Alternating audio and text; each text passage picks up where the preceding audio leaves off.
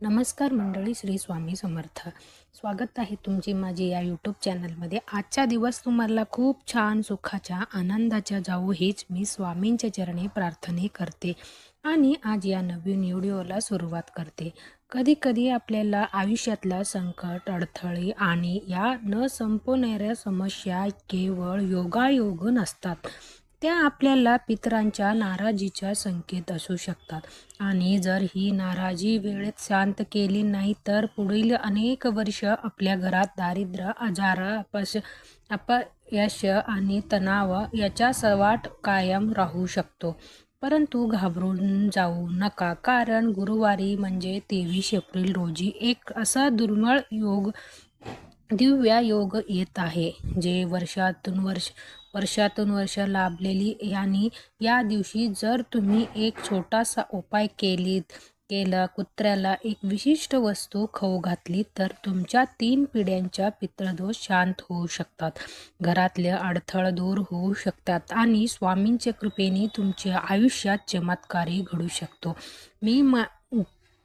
मी माहिती तुम्हाला कुठेही सहज मिळणार नाही, त्यामुळं हा संपूर्ण व्हिडिओ लक्षपूर्वक ऐका. नमस्कार प्रिय माझ्या मैत्रिणींनो, प्रत्येक दिवस सुखात, ऐश्वर्यात आणि निरोगी जाऊ, तसेच येणाऱ्या 24 तासात तुमच्या एखादी मोठी इच्छा पूर्ण होवे, अशी मी स्वामींच्या चरणी मनापासून प्रार्थना करते. मंडळी, उद्या 23 एप्रिल गुरुवारी हा दिवस अत्यंत पवित्र मानला जातं आणि ह्याच दिवस आलेली आहे ते शुभ योग, अर्थात गुरुपुष्यामृत योग. ज्योतिषशास्त्र अनुसार हा योग असा असतं की या दिवशी केलेली शुभ कार्य, दान, सेवा आणि उपाय हे अनेक पटीने फळ देतात. गुरु म्हणजे ज्ञान, कृपा आणि मार्गदर्शन, आणि पुष्य नक्षत्र हे समृद्धी, वाढ आणि शुभतेच्या प्रतीक मानलं जातं. जेव्हा हे दोन्ही एकत्र येतात तेव्हा ते काळ अतिशय प्रभावी आणि दिव्य बनवतं.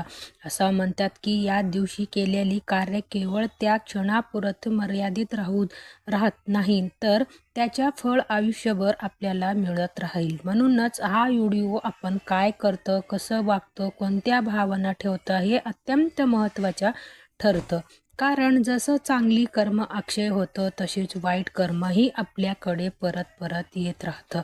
एक गोष्टी कायम लक्षात ठेवा, प्रथम पितरांच्या सेवा, नंतर देवीच्या सेवा. कारण जर आपल्या पूर्वज आपल्यावर प्रसन्न नसतील तर कितीही पूजा, जप, व्रत केला तर त्याच्या संपूर्ण फळ आपल्याला मिळत नाही.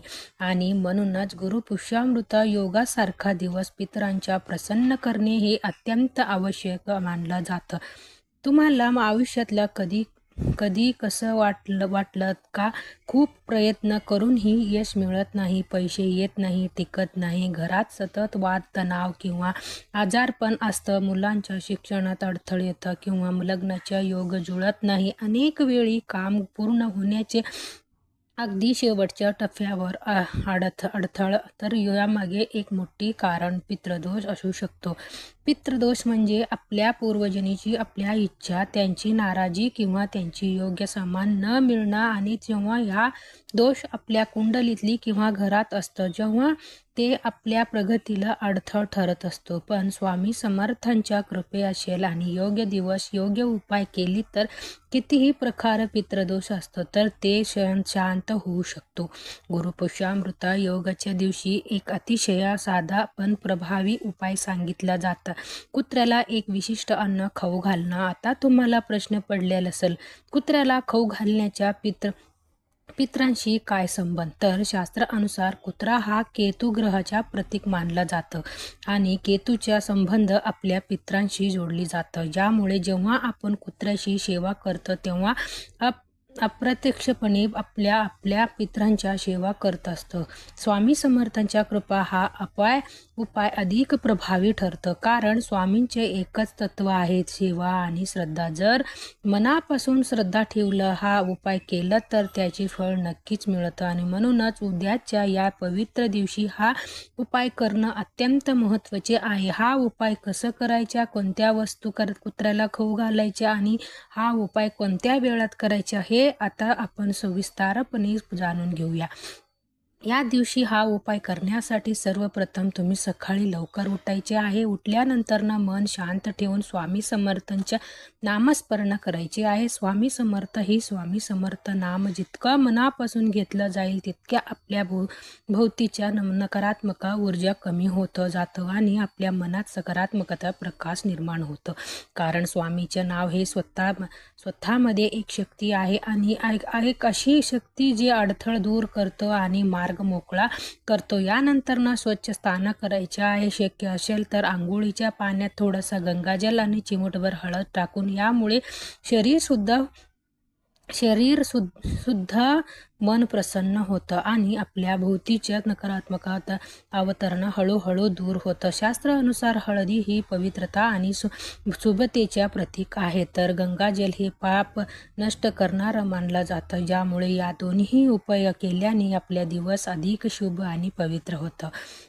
स्नानानंतर आपल्याला देवघरातला जाऊन विधिवत पूजा करून दीप धूप अगरबत्ती लावा आणि स्वामी समर्थांच्या तसे लक्ष्मी माता आणि भगवान विष्णू यांचे स्मरण करा. आणि इथे एक गोष्टी लक्षात ठेवा, पूजा करताना केवळ हात जोडून पुरेशी नाही, मनापासून कृतज्ञता व्यक्त करून खूप महत्त्वाची आहे. स्वामी आपल्यावर कृपा ठेवा, आपल्या पितरांवर शांती घ्या अशी मनापासून प्रार्थना करा. गुरुपुष्यामृत योगाच्या दिवशी शक्य असेल तर देवघरात एक सुंदर दिवा लावा. कोणतेही दिवा तयार करून त्याच्या तूप लावला तर त्याच्या फळ अधिक चांगला मिळतं. असं मानलं जातं की हा दिवा लावताना मनात एकच भावना ठेवा की माझ्या घरात सुख, शांती आणि समृद्धी कायम राहावे.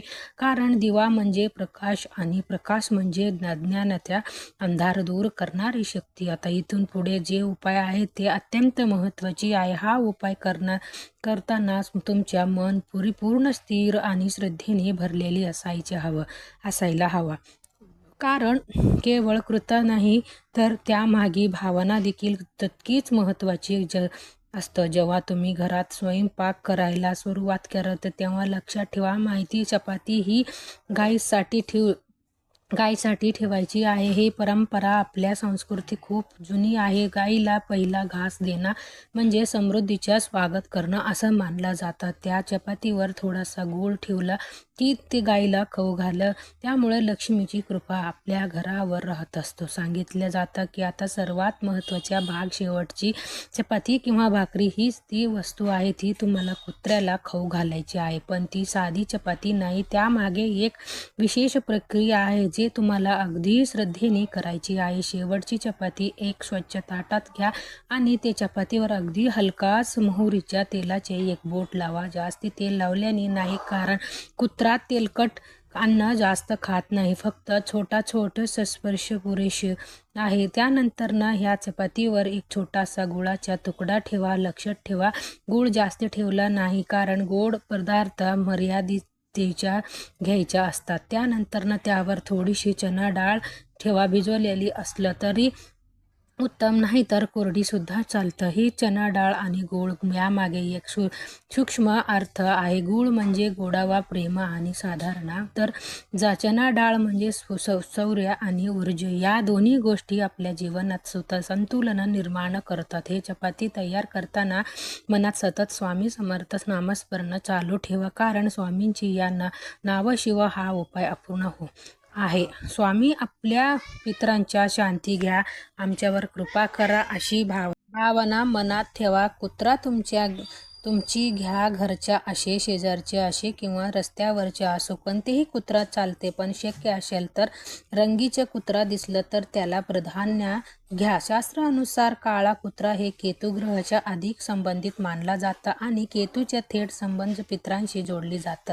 यामुळे अशी कुत्र्यांना अन्न दिल्यास त्याची फळ अधिक प्रभावी मिळतं. असं मानलं जातं की आता कुत्र्याजवळ गेल्यावर सर्वप्रथम थोडासा भंडार किंवा हळदी कुंकू त्याच्या कपाळावर हलक्या हाताने लावा. हा सन्मानाचा भाव आहे. जसं आपण देवांना किंवा मोठ्यांना लावतो, तसेच यामागे एकच भावना, तुमच्या स्वरूपात माझे पितर आहेत, मी त्यांच्या नम्रतेच्या वंदना करते. त्यानंतर मी तयार केलेली चपाती हातात घ्या. काही क्षण डोळे बंद करा. आपल्या पितरांची आठवण करा, यांनी तुम्ही पाहिली आहे, ज्यांनी कधी पाहिली नाही. सर्वात मनात स्मरण करा आणि मनोभावे प्रार्थना करा. जर आमच्याकडून काही चूक झाली असेल तर काही काही राहिली असलं तर आम्हाला माफ करा, आमच्यावर कृपा करा, घरात सुख शांती नांदा, असा कुत्र्याला ती चपाती खाऊ घालताना मनात किंवा हळू आवाजात हा मंत्र उच्चार करा. ओम पितृदेवाय नमः. ओम पितृदेवाय नमः हा मंत्र जितके श्रद्धेने म्हणाल तितके तुमच्या भावना पित्रापर्यंत पोहोचायच्या असं मानला जातं. हा क्षण खूप महत्त्वाचा असतं, कारण ह्याच्या क्षणी तुमच्या आणि तुमच्या पितरांमधला एक अदृश्य संबंध निर्माण होतं, आणि जेव्हा हा संबंध प्रेमाने आदराने जोडलं जातं तेव्हा त्याची आशीर्वादाने आपल्या आयुष्यातला अडथळा आपोआप दूर व्हायला लागतात. जर काही कारणामुळे तुम्हाला चपाती तयार करणं, खाऊ घालणं शक्य नसेल तर एक सोपी पर्याय देखील आहे.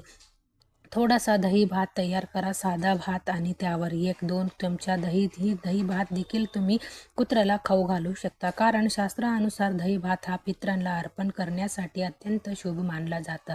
आणखीन एक प्रभाव उपाय या दिवशी करता येतं. तर तुम्हाला असं वाटत असेल की तुमच्यावर किंवा तुमच्या घरावर नकारात्मक ऊर्जा आहे किंवा कोणाची तर वाईट नजर लागलेली, तर थोडासा दही भात घ्या आणि आपल्या डोक्यावरनं 7 वेळ फिरत, जसं डोक्यावरनं घडीचे काटे फिरतं तसेच याप्रमाणे नंतर दही भात कुत्र्याला खाऊ घाला. यामुळे नकारात्मक ऊर्जा दूर होतं, मन हलका होतं आणि घरात सकारात्मक वातावरण निर्माण होतो.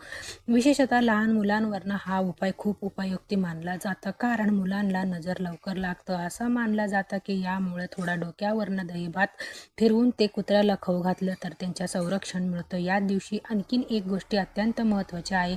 कवळ्याला पाणी आणि अन्न ठेवलं आपल्या घरात गच्चीवर, बाल्कनीवर किंवा अंगणावर एक भांडे पिण्याच्या भरून ठेवलं तर थोडासा दही भात किंवा अन्न कवळ्यासाठी ठेवा, कारण कवळा हा देखील पितरांच्या प्रतीक मानला जातं, आणि जेव्हा कवळा घेऊन ते अन्न ग्रहण करतं तेव्हा एक शुभ संकेत मानला जातं की आपल्या पितरांना आपली सेवा स्वीकारली आहे. पण इथे एक गोष्ट अत्यंत कठोरपणे लक्षात ठेवा. हा दिवशी कोणालाही प्राण्यांना त्रास देऊ नका. कुत्र्यांशी दगड मारणं, हकलून लावणं किंवा त्यांच्याशी वाईट वागणं याचा परिणाम खूप गंभीर असू शकतं, कारण ज्या दिवशी आपण सेवा करायची त्या दिवशी आपण उलट वागलं तर त्याचे वाईट परिणाम आपल्यावर भोगावे लागतं. आणखीन एक महत्त्वाच्या गोष्टी शक्य असेल तर उपाय घरातली कर्त्या व्यक्तीने करावे, कारण ते कुटुंबाच्या प्रतिनिधित्व करणारं असतं. पण जर ते शक्य असेल तर घरातली कोणतेही सदस्य श्रद्धेने हे उपाय करू शकतं. स्वामी समर्थांच्या कृपे आणि तुमच्या मनापासून केलेली या छोटीशी सेवामध्ये तुमच्या